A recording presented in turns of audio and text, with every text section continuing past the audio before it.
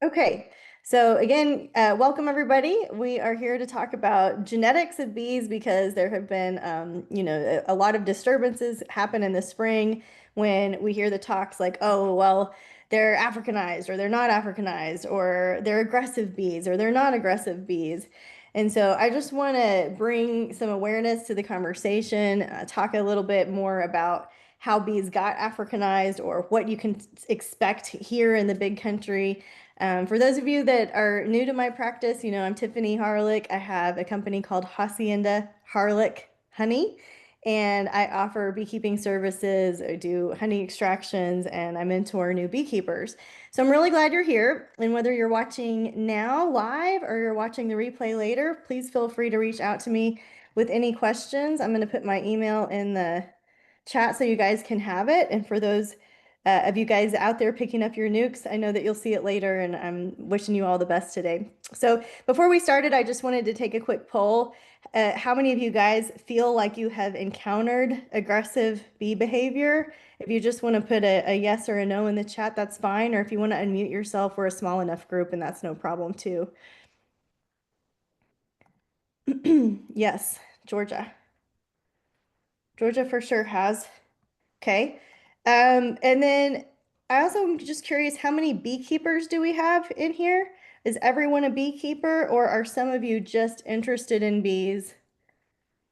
Yeah. Angie's got one hive that can be grumpy. That's all of us, isn't it? Our different moods.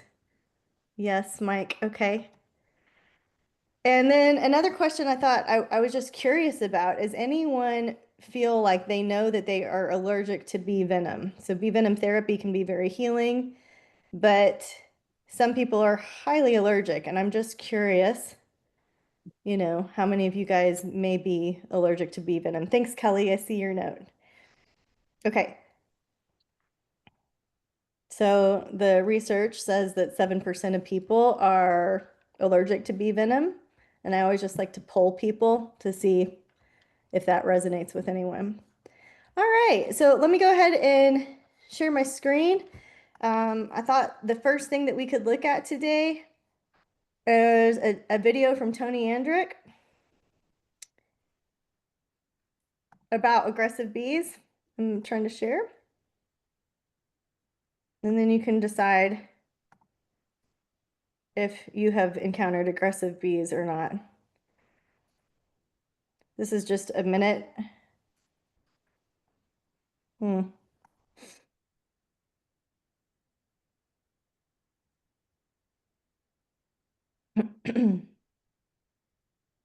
Okay. Well, we'll do something else first. We'll play that later at the end. Sorry about that. It was working just fine before, of course. So in terms of Africanized bees, are they our friends or are they our foes? That's what we're going to figure out today. There's pros and cons of having Africanized genetics in our apiaries, and that's what I really want to address. So what I want to go through is some of the history, how they came to be Africanized, the behavior of Africanized honeybees, why they're so successful.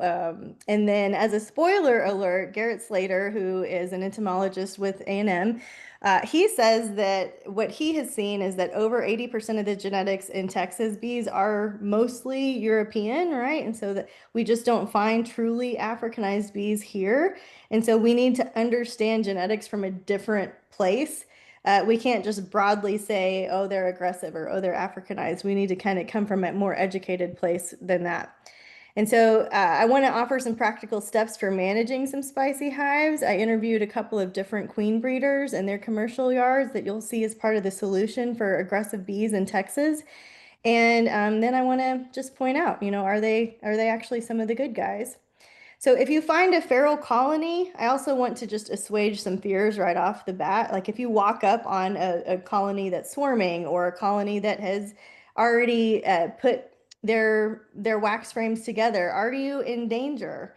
Well, maybe. Don't disturb it. Don't spray it. Don't mow around it. Any of these disturbances, even in a completely docile hive that you have worked with your t-shirt and you have been out swimming with your kids and there's all kinds of normal behavior and you're coexisting with the bees, something can change, something can disturb them. All of the emergencies and fatalities that we have experienced in the last month in our region have been disturbed by a mower. And so I want to offer you some ideas around that, right? Like if you're going to go out and mow and you don't know if there's bees around because they're in your neighbor's yard or your neighbor's attic or something like this, what are some things that you can do, right? So what do we do on our property now is I go out, I hire the guy that is going to do some shredding or some mowing. I suit up, I'm putting the smoke on the bees. I'm creating a situation for, them to be safe and feel like they don't have to go on alert. And then we have some soapy water ready to euthanize an overly aggressive hive if necessary. The soapy water is what ended up euthanizing the hives that killed the horses in Comanche. And so the soapy water would have perhaps saved those horses' lives had we gotten to that sooner, right? So Dawn dish soap, torches. That's kind of a funny thing to say, but if you guys had a chance to watch the video from the interview that I did with the woman who owned the horses in Comanche, she said that all people from all over the world reached out to her and said that they too had their horses die from bees, and it was much more common than she realized. And that one of the ladies in South Africa that reached out to her said that they keep a mop dipped in kerosene with chicken wire around it, ready to light up and have as a defensive piece when aggressive colonies come in and start destroying their livestock. So just because we're not talking about it in the fun world of beekeeping doesn't mean it's not happening. We're working with insects that can absolutely create fatalities, and it's important to know for our community's sake how to work with them safely as their genetics are changing. So if you are being chased, you're going to go in a straight line, you're going to get into a car or into a house. That means if you're in a beekeeping suit, you either keep your keys in your ignition or outside of your suit. You keep your phone outside of your suit, not in your pocket under your suit. You need to access your keys and your phone outside of your suit, right? If somebody else is being attacked or an animal and you can't help and you call 911, they may or may not have that Dawn dish soap technique handy. I don't carry Dawn dish soap with me to check colonies every day. I'm absolutely not trying to create fear. I'm trying to equip you with some information on what you can do should you need it. EHB is what we're going to talk about as the European honeybees. AHB is the Africanized honeybees, and they go a lot farther. So you don't want to get underwater, they will wait for you. You want to get far away and inside your home or car as quickly as possible. Let me move the little faces here. If you are being stung by a bee, you can neutralize that with baking soda, bee baking soda. And if you're with a wasp, you can neutralize those stings with vinegar. So they are different. Some of the stings are acidic, some are alkaline, and then you can combat it with different ways. Now, the Texas Master Beekeeping Program says that if you're stung at 5 to 10 times of your body per pound of your body weight, that you are in risk of toxic envenomation, and so that you would need medical help. Every body is different, every chemistry is different. I shared this information and was kind of laughed out of one of the bee groups. So this may save a life, it may not. But if you're getting stung a whole lot, you either need to have the emergency tools on hand for self-treatment. Like I keep bees in the middle of nowhere by myself most of the time. And so I need to have an EpiPen on hand. Now, usually those EpiPens come in packs of This two, is and really good sometimes so far. This is her first slide and it's really good. oops, I'm sorry. Did somebody have a question? She's going to email. No, Um, I'm okay. So let's see, the in terms of the stings, if you have the EpiPens, a lot of the information is to split them up, like have one at home and one at work, or one in your truck and one in the greenhouse. Well, if you're alone and you need that EpiPen, you might need that second dose in the next 15 to 30 minutes, depending on what your prescription is. So don't split up your EpiPens, keep them together. If you need multiple in multiple locations, do that. Yeah, and I'll leave that there with you. So that should hopefully get some of the initial questions out. So are the bees Africanized, or is it a total misunderstanding of defensive behavior and what actually are defensive bees? Someone posted a video of this beautiful docile group of bees in one of our groups the other day, and they felt like that their hive was very aggressive because they couldn't work them in their t-shirt like they could the other hives. Well, in Texas, you really just don't want to do that. You want to have your personal protective equipment on at all times when you're checking Texas hives because we have mutts and you just don't really know what you're getting. Are you checking a hive that's a bunch of Labradoodles? Are you checking a hive that's a bunch of pit bulls and it's an easygoing Sunday? Or did you disturb something and now they're all after you, right? So her hive looked completely calm and docile to me. So that's why I want to make sure we get the video working so you can see what a really aggressive hive looks like. If your bees are overly aggressive, we don't want to jump to any conclusions about genetics. We just want to deal with them. Are they starving to death? You know, is it a dearth and they don't have any food? Did their water source dry up and we didn't realize it? They're just thirsty. Is it super hot and they're just aggro and it's agitating and they can't get uh, the inside of their colony thermoregulated? Is there a drastic change in barometric pressure or wind or rain? We went yesterday, day before, and I had no idea that we were going to have a huge, like, tornadic weather with hail, right? And the bees, fortunately, I had a friend with me, and they were just flying so chaotically, right? It's really interesting to go observe your hives before a change in weather. Are they being robbed by other insects? What do I mean? Are other bees or other pollinators or wasps trying to come into their colony and get their honey and their nectar and their food sources? And are they being defensive because of that? I had a top bar hive once where I had a divider board, and then in the colony side, they were doing fine. But on the non-colony side, there was a wasp that had created a nest. And so these bees were acting more defensive for a very good reason. I hadn't realized that a wasp had built its nest right there. Do your bees have nosy neighbors? Are you inspecting them too often? You know, are you messing around with them a little too much? Are you using too much smoke, right? Are you agitating them? Do you have a bunch of perfumes or shampoos, or have you washed your suit in this very toxic smelling thing that can be very triggering for them too? Are they queenless? You know, if they're queenless, you're not going to see them be aggressive because they're trying to they don't have a queen to protect, right? But these are some of the questions that you need to be asking, like, is this colony dangerous and it needs to be euthanized because we don't want the genetics flying out there? Or is this a colony that is angry for a good reason, right? Hungry, angry, lonely, and tired. Do they just have a huge population, and therefore they have extra guard bees or defensive bees that are on the lookout or that are scouting for predators?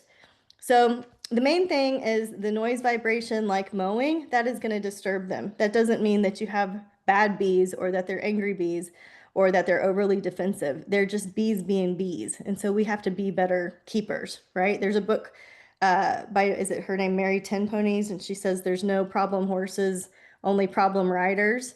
And it's the same with bees too, right? So I want you guys to take a look at this and tell me which one has Africanized genetics. Does anybody want to take a guess? It's a trick question. Okay, I'm going to show you that it's this one is the Africanized one. So you cannot tell with a naked eye which one is which. This one is EHB, European genetics. This one's Africanized genetics.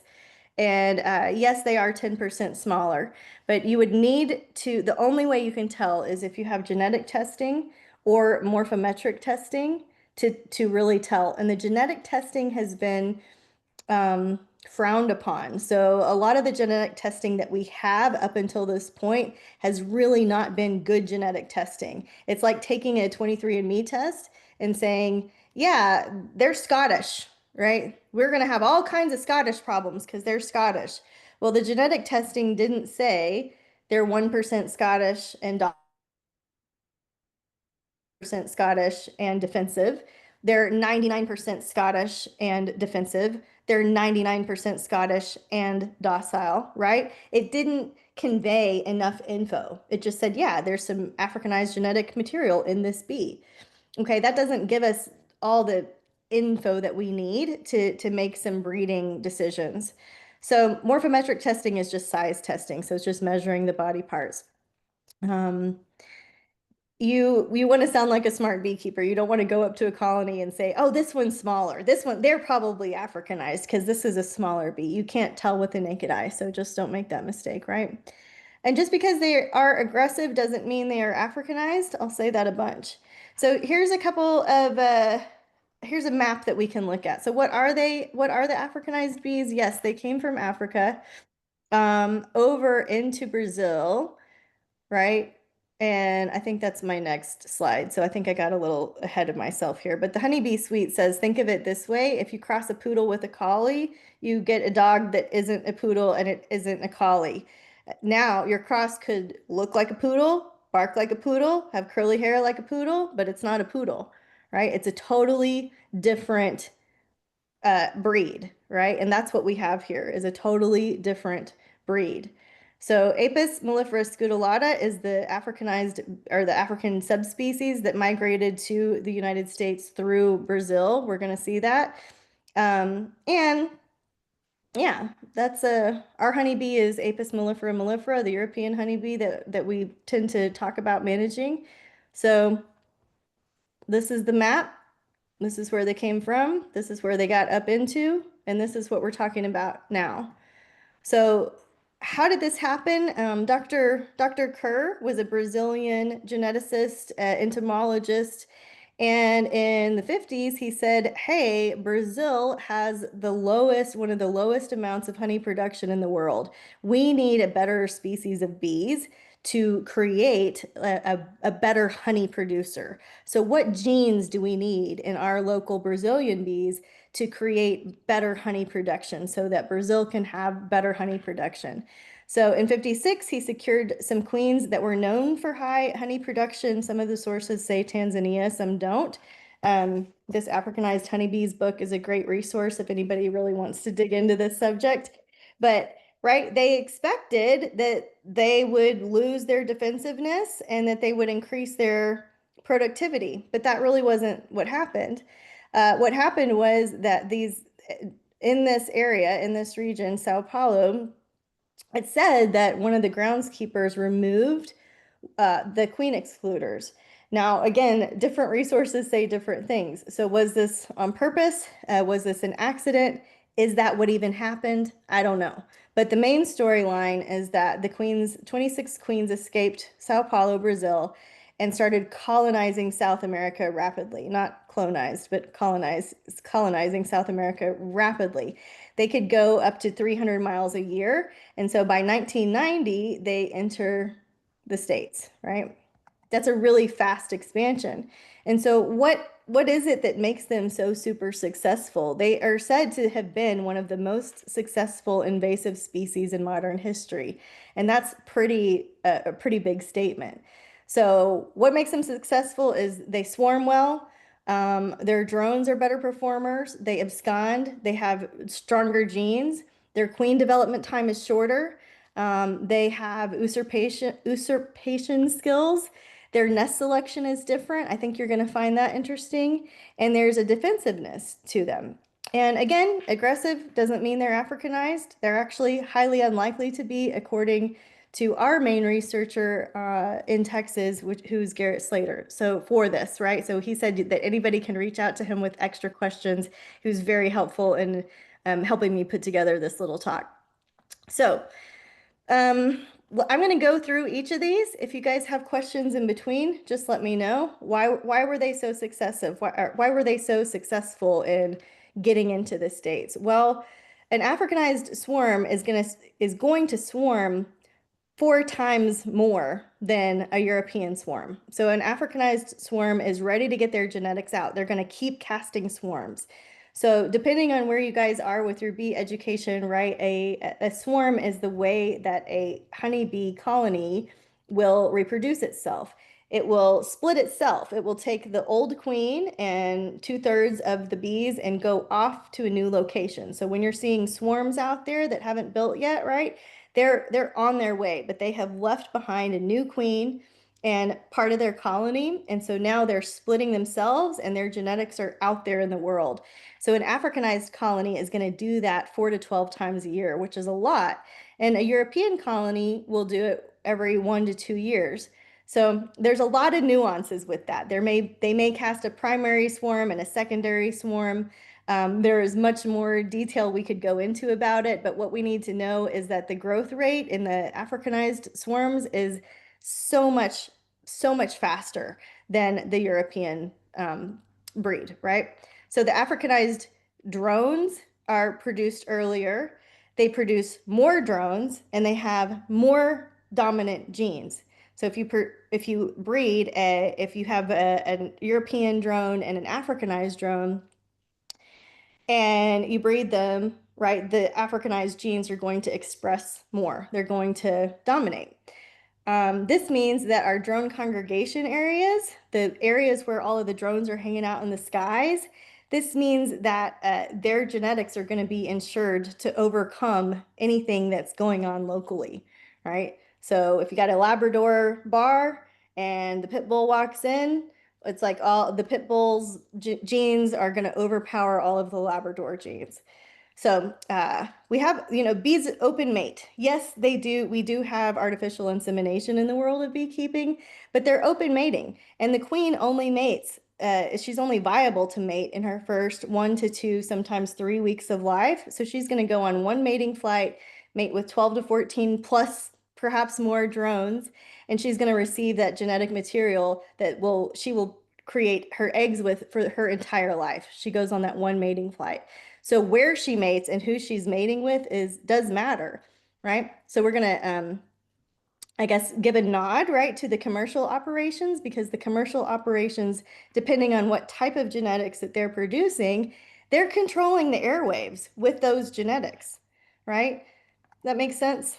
It is, I'm going to tell you what, I have never taught a class where there's 0 people on the camera. So I feel like I'm talking to myself. If I need to slow down, just let me know somehow in the comments. It's no problem. I know it's lunchtime. A lot of people are doing that. So another reason that the Africanized bees have a high success rate for survival is absconding. So absconding is when a colony just leaves. They don't take their resources, they just all get up and go. And so if you have done removals and they're all absconding, it could be that they have a higher level of Africanized genetics in their makeup. Why does a colony just leave? Well, resources, they don't have what they need, or there's been a disturbance.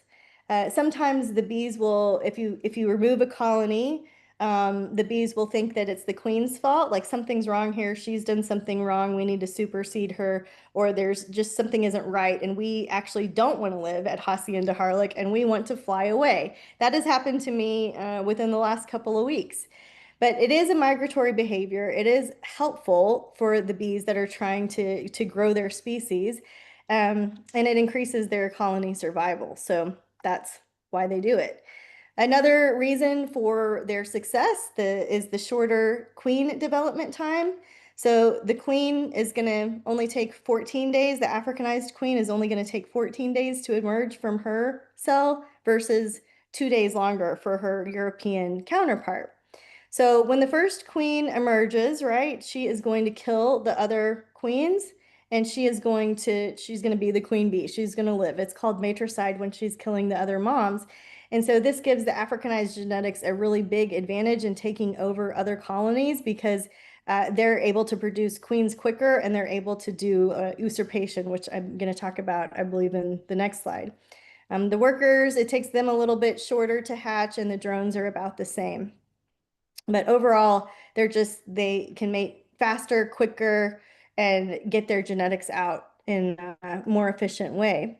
So usurpation is a behavior that I have not seen personally. If any of you professional beekeepers have seen that, I would love to know about it.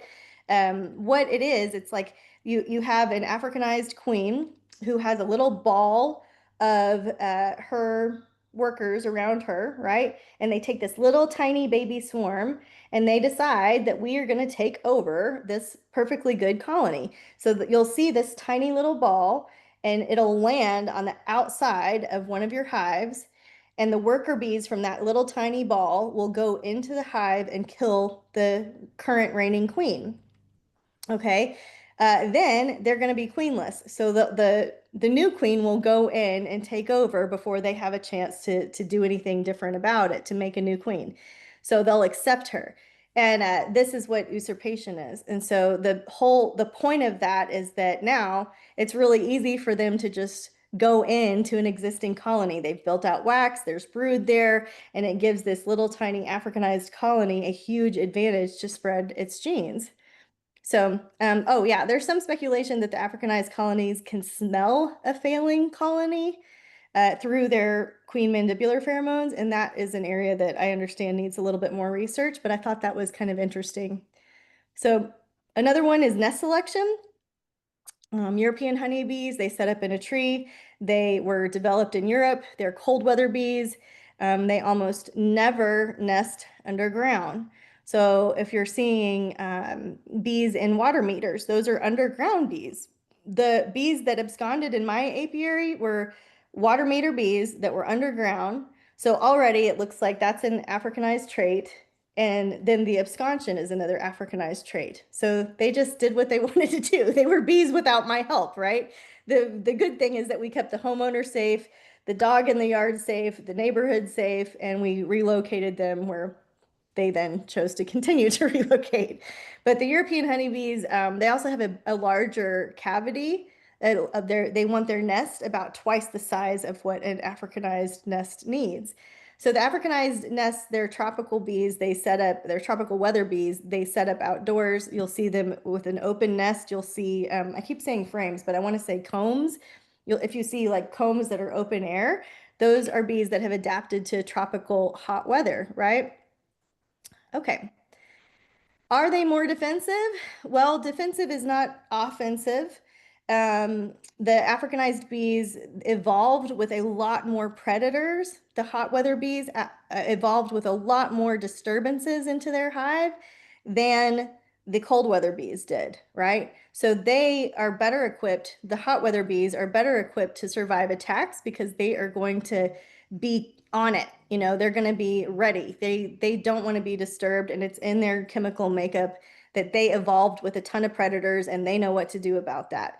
And what do they do about that is go attack, right? The face, the ears, the eyes, the nose, the airways. And so this is where you'll see them attack, right, in nature. So again, it's really important in Texas to use your veil, to use your smoke, because you really don't know the genetic makeup. You know that we have mutt bees unless you have particularly ordered a specifically mated queen from a particular area that you feel is more purebred. But for the most, we have mutt bees. We talked about this already. One point that I wanted to make is when I'm setting up apiaries for people, I don't want their livestock to be pinned in. I want their livestock to be able to get away in the event of an emergency. That was one of the situations with the horses in Comanche. They were pinned in a small area in a front yard while they were grazing and they could not get away. The bees eventually will stop, right? So I like to place livestock as far as 500 yards away. That's not realistic for everybody. But they will kill your chickens, they will kill your goats, they will kill your horses. So if you're out there mowing, don't have livestock pinned up in an area where they can't get out. Don't be having all of your calves in the pens and then run the mower and then think the bees are going to be fine. This isn't going to happen every single time, but we have to be aware for the times that emergency does strike, right? The known distribution of Africanized bees in Texas is totally flawed. Our agrilife researchers are working to correct that. Most of the former Africanization testing is based on mitochondrial testing, and it's just old. And so it's not accurate, and it's just the thing I was telling you about in the beginning. Just because it shows a couple of percentages of this genetic makeup doesn't mean that the whole colony is now going to have a certain type of behavior. In the big country, here we don't have any commercial yards. We don't have anybody controlling our genetics. That means that our bees are, if you get a swarm, if you get a removal, if you do a split and you leave it in your yard, your queens are mating in the wild, right? And our bees have adapted to do really well in our area. And their main goal isn't make Tiffany a whole bunch of honey. Their main goal isn't make a whole bunch of really cute lip balms. Their main goal is to replicate themselves and divide and swarm and go on and live and thrive in a desert environment, right? And so during times of dearth, what are our bees going to do? Well, these genes can be really positive and useful in tougher environments like we have. So this is a really blurry map of provided from the USDA, and it shows how Africanized bees have spread. There's kind of a wall on this East Texas corridor, and the Africanized genetics have gone from here west. They say that they didn't go east. Some researchers have speculated because of humidity. That makes no sense to me because how humid is Houston in the tropics, but that's what the papers say. Um, as I understand from Dr. Slater, the USDA stopped monitoring for Africanized genetics in 2009. So anything we're looking at is really, really old, right? This is what the Texas Master Beekeeper map looks like as of today, 2025. We're looking at data that's 26 years old and trying to make sense of it when really what we need is new data. And that's what Dr. Slater is doing. Livestock and pets. Thank you, Georgia. Um, so instead of the mitochondrial testing, what they're doing is this whole genome sequencing of bees across Texas. And that is going to more accurately show us what the questions that we're all having, which is how do we then breed the bees to have desired traits that we really want to see in our bees. Dr. Slater again says that he hasn't seen anything that's over 20% Africanized, and that's kind of promising in some way, in one way, depending on which way you're looking at it. He's coming here to speak. So if you guys would like to hear him speak, he will be part of our summer clinic with the Texas Beekeepers Association right here in Abilene, where I am, on June 21st. You can register for $100 for the whole day and hear lots of different talks on different things. I just wanted to let you know if you wanted to have access to him and his research, um, yeah, come, maybe you want to come to TBA and check it out. Okay, so are the Africanized drones the good guys, at least in our area? So there's some huge advantages of having those genetics in our bee yards. They do better with Varroa and with small hive beetle. Africanized bees are highly resistant to their Varroa mite, and so the Varroa is the main, when we're talking about pests and diseases, this is the main one that the beekeepers are trying to either breed strong Varroa resistant genetics around or treat, right? So there's many different philosophies on what you do with your Varroa, but this is the main parasite of the bees that really spreads a whole lot of diseases and kills a lot of colonies. So Dr. Hudson says that this could be really good news for beekeepers who want a gentle bee, but also one that's Varroa resistant. That's what I feel like I have in my colonies. I have seen the mite biting behavior. I have seen them uncap the brood and get the mites that are in the brood. I have seen them do this naturally, that their own natural way of handling Varroa does work if I'll be hands off, right? I don't use chemicals currently. I've never had the need for that because our bees are strong and these are wild free bees, right? They make really strong foragers. They make more honey. I can't think of his name. Lance, the researcher that presents a lot of the Texas Master Beekeeping material, he said that in Panama, he saw some of his bees fill up a super every other day on a flow while he was down there doing research. Can you imagine what you would do with a super full of honey every other day, 100 pounds of honey every other day? They make really strong foragers, which helps the foodways. It helps our soil health. It helps create better, create more food. Do we need higher levels of pollination during times of dearth? What are the possibilities on the good side? And then, of course, it's going to contribute to genetic diversity, which will help them with their adaptive behaviors because with a genetic pool a mix of genes, the bees are going to be able to access those genes that will help them adapt to whatever it is that they're facing, without our great help. So, some solutions in terms of management. The Texas Master Beekeeper Program suggests that people buy mated queens to control their genetics. Well, where were they mated? I have some different ideas on that. But they also suggest marked queens because if you see a queen without a mark, you know that your marked queen has been replaced and you're no longer using the genetics that you thought you were using. So if you allow a colony to requeen itself, which I do often because that's what they're supposed to do, right? That means that they're healthy. It's likely that they're going to have a mix of genes, and it's likely that they're going to have some less desirable qualities. They're not going to be the pet bees that you can work in t-shirts, right? They're going to be those hardier bees. So are the larger colonies one of their solutions, they were saying larger, be careful when you're caring for larger colonies because that alone, more bees to have to be defensive, right? So what do you do when you have a larger colony? What do you do when it's gotten out of control? Well, of course you can split them. I inherited two colonies that were 3 towers deep this spring, and they were very aggressive. They got in under my ankle and crawled up my leg and stung my belly. And then I started duct taping my ankles when I went out to that yard. Well, that takes the joy out of beekeeping. Nobody wants to do that. Nobody wants to get stung up and inflamed and hurt and be scared of your bees, right?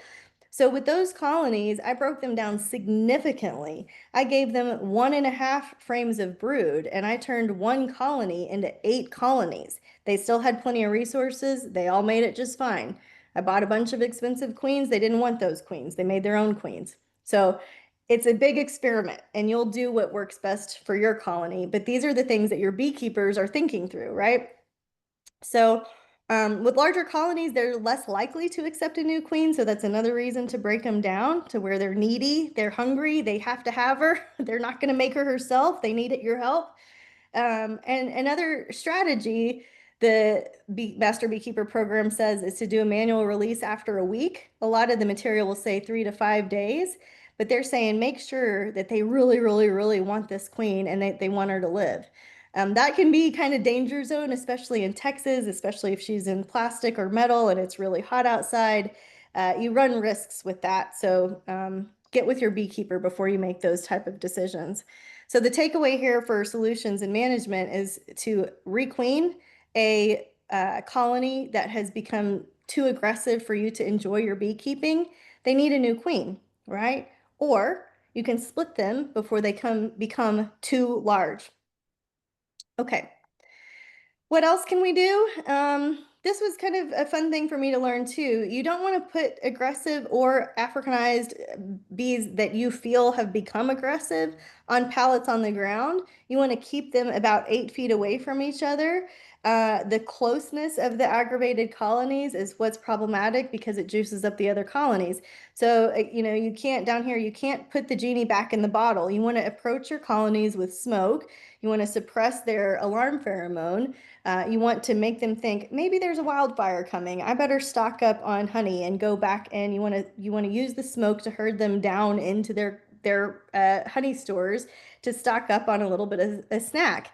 Because once they say, aha, an intruder is here and their alarm pheromone gets out, that's a genie you can't put back in the bottle. And if your colony is close to the next colony, like colony A is right by colony B, and colony A got all stirred up, well, colony B is also going to smell that and get all stirred up. And now you've got all of your colonies whack, right? So if you keep them a little bit apart from each other in little pods on tables, you're going to do a lot better. For me, some of my yards have 4 colonies in a pod. Some of them have 1 colony in a pod. Some of them have 2 colonies in a pod. I just experiment and see what works best over time. But with those pods that have 4 colonies on them, right? I'm going extra slow. I'm extra aware. I'm extra careful when it comes to not letting the alarm pheromone get out of control. I want to manage the airways with my smoke. What else have I missed on here? We've got all of that. It looks like I've replicated some of my data points here. Good. Okay. So we want survivor bees, we want resilient bees, and we want them to be good honey producers. We don't necessarily need pet bees. We want to breed out the aggressiveness. Yes, that makes sense, but we don't want to necessarily import gentle bees that can't live here, that don't do well here, that aren't going to produce honey, and that are going to be less resistant to pests and diseases. And so we go back to this purebred versus a mutt, right? The purebred is going to have a list of ailments that are specific to that breed, right? The poodle is going to have poodle problems. But with the mutt, you've got a variety of genes and it's going to be able to overcome a variety of issues easier. So Georgia is with us today. Hi, Georgia. She's my best bee friend, and she has a company called Sister Creek Hives. If you're in the Austin area, she does tours. She helps manage different ag yards, and she's a wealth of resource and knowledge. And so she is one of the people that I interviewed for this particular presentation. And so she says, right, that bees are highly adaptable and that one of their greatest survival characteristics is having multiple lineages of genetics. That's going to allow for the most adaptable characteristics to come through. I didn't know she was going to be here live, but she did get to see my slides ahead of time, so none of this should be a surprise. So this is my Georgia slide. And it's like, yeah, the European honeybees or the breed specific. So specifically, Italians are the ones that you see marketed. Oh, I want Italian bees because they're gentle, right? And it is fun. If you've ever worked a yard of Italian bees, it is so much fun. But what are some of the questions that we might be asking about that? In Georgia's colonies, she's saying that they consume, right, the Italian bees that she has seen, that she has managed, are going to just eat and eat and eat with no idea that they're in a dearth or that there's a famine. They are going to waste all of their resources. They don't manage their food well through extended periods of dearth, which we definitely have here in Texas, versus the mutt bees in her colonies. She's saying that they're going to manage their food a lot better. If there's a drought, they're going to kick out the drones, and there also is going to be a big die-off of the adult worker bees. They know how to manage their population to resource ratio much better than some of these purebred bees that you might be tempted to order because you want gentle genetics. Um, Another thing that she pointed out in our phone call and our interview is that the Italian bees, you don't see a lot of the hygienic behaviors coming through. She said that some of her colonies that have the Italians have wax moth beetles. They're just wandering around on the comb, and the bees are like, "Okay, hey buddy, you here with me? You hanging out in here? That's cool." Versus the mutt bees, right? They are chasing those insects. They are propolizing their invaders. It's really wacky to see, like, to open up your colony for the first time and see where the bees have propolized or basically entombed a beetle of some kind. They're like, nope, you're going to live and die right here. So there, that requires an aggressive trait, right? You'll also see the cannibalization of eggs and young larvae.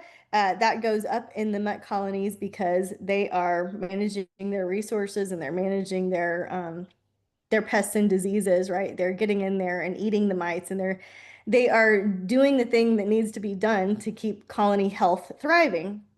So Karen is this guy, Dewey Karen, who wrote Africanized Honeybees, and he's saying from his studies that the behavior of these bees is going to change based on your environment. So uh, some of the Africanized bees are incredibly docile when they're at higher elevations. Well, here in Abilene, we're over 1,000 feet, right? We're over 1,000 feet of sea level, above sea level.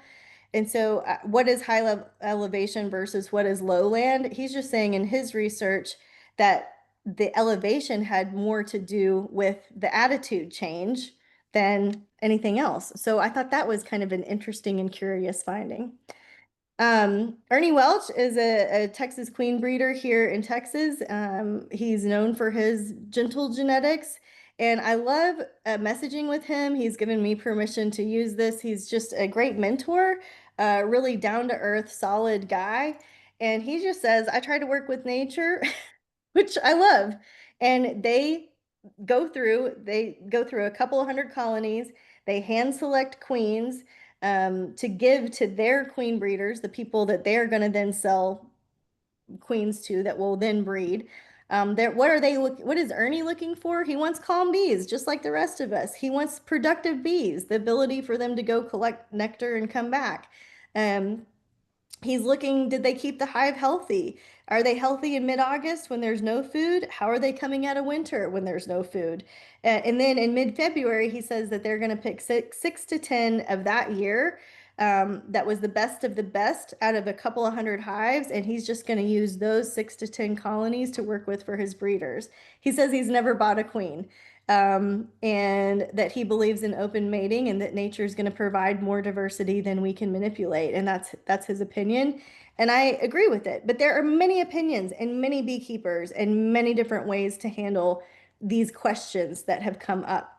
So, a recap, what do we want to see in our bees? We want to see a resilience to dearth, right? When there's no food, what do they do with their resources? And we want to see resilience to disease.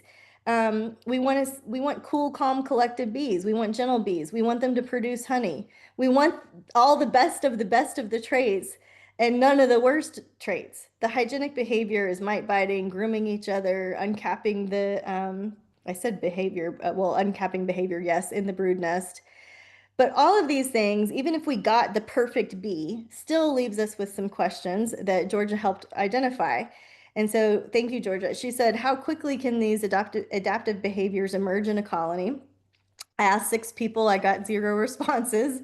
The second one is, what's driving the adaptive behavior? Is it genetic or environmental stress? And I think the answer is probably both, based on what I have been reading. We are just about done.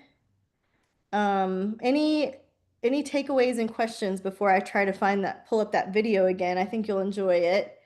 Um, if you have some questions brewing, this would be a good time to throw it out there.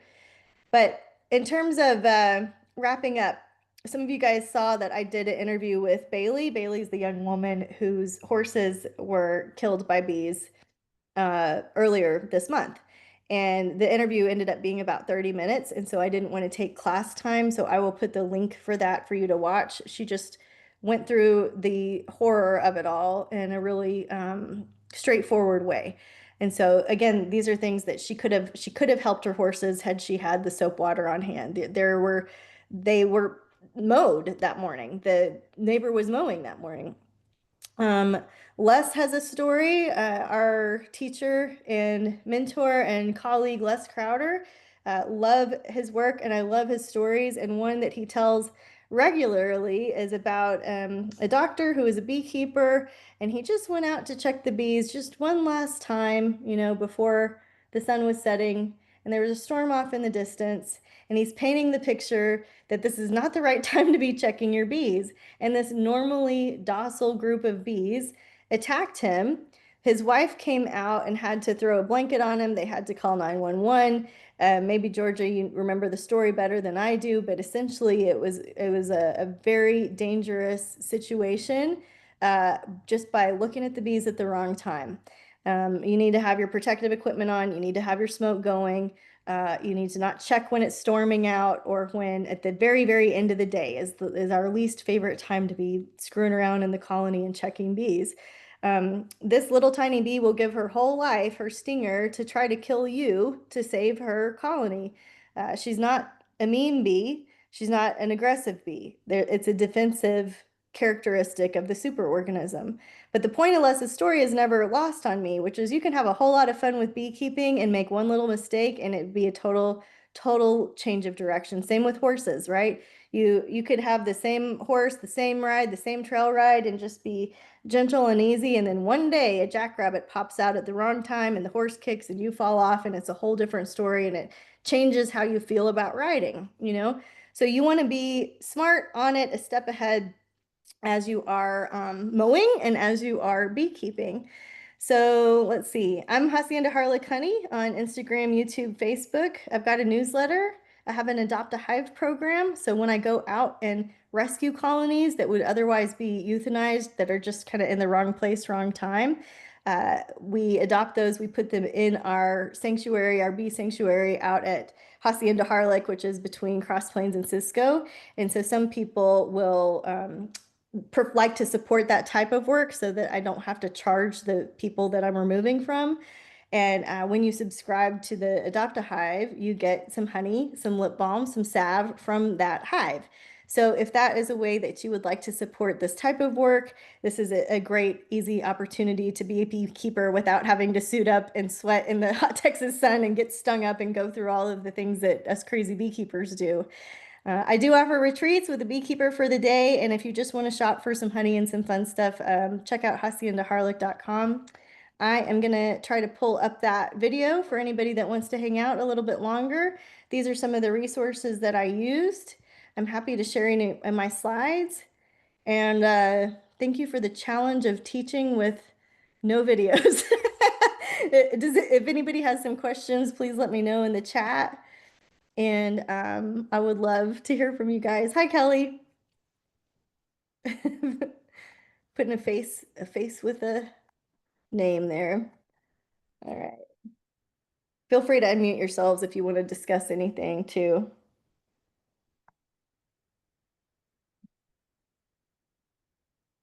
I'm going to see if, okay, there's the video. All right, here you go. I'll share my screen again. Here we go. All right. Can you hear that? So this is the spawn of Satan yard. And this is the colony I just split. See how many bees are inside of there. But man, oh man, do these girls produce like crazy. And you can see what I look like. You can see even with these buds. Kind of makes my heart rate go up a little bit. Did you see how they were all over his face there? Right? Like that wouldn't have lasted very long without a protective suit. So there are some beekeepers in our community that prefer the spicy queens because they are really big honey producers. Yeah, and nothing wrong with that. He's taking care of them. He's doing what he wants to do. But you would not want to manage that colony without some smartness, some awareness, some preparedness. Um, so that's what an aggressive colony looks like, right? Not all of our colonies look like that. But if my colony looked like that, what I would do is I would then be splitting them and knocking the mood back and taking the split to a different yard and letting them requeen themselves with different genetic material in a different drone congregation area. That's too much for me. I don't want to deal with that. So everybody has a different comfort level and different goals. And that's just a video that he shared with our friend Dodie that they allowed me to share with you guys today. So do you have more questions than you have answers? Do you have a better feel for how you can be safe with your outdoor time? Anything I can do to offer ideas? Let me know. Did you learn something? Thanks, Angie. uh, I have a different business, and what has worked well for me is these little like shop talk videos. So people can come live or watch the replay later. If that continues to work for you guys and you're interested in these topics, I'd love to keep teaching you and working with you to help you understand bees. And we could also do some evergreen content if you just want videos to watch later. YouTube is great. It can also be a dangerous place. I would encourage you to find a beekeeper in your area, in your growing zone that knows your food ways. All right. I would encourage you to find a mentor and just stick with them until you have a certain mastery and then go branch yourself out and learn all the different ways because it can get confusing pretty quickly. All right.